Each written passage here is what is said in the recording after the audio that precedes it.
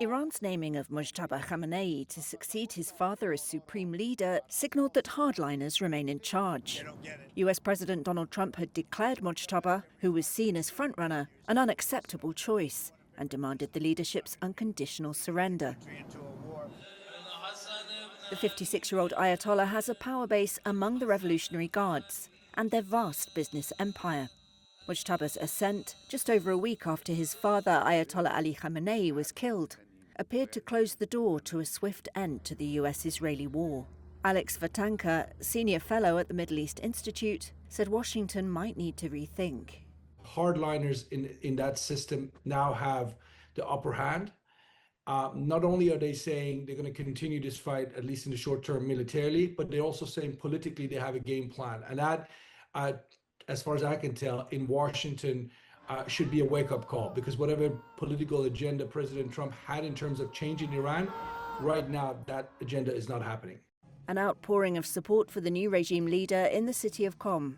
Politicians and institutions issued pledges of loyalty on Monday and announced public processions. But as well as a massive assault from the United States and Israel, Khamenei faces growing domestic anger among Iranians. Reuters interviews with 3 members of the Guards volunteer militia, the Basij, as well as ordinary Iranians, officials, insiders and political analysts, point to a shrinking support base of loyalists.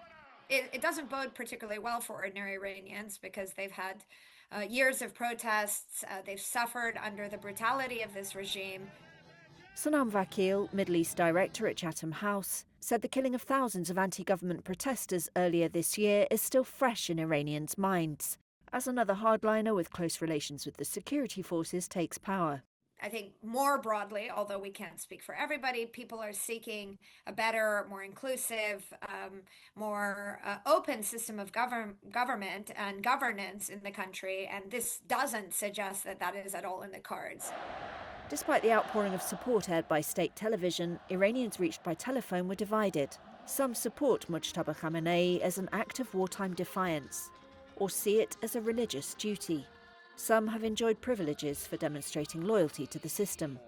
Opponents feared his appointment would dash their hopes for change. Many Iranians celebrated the elder Khamenei's death, but there's been little sign of anti-government activity since, with dissenters fearful of taking to the streets while Iran is under attack.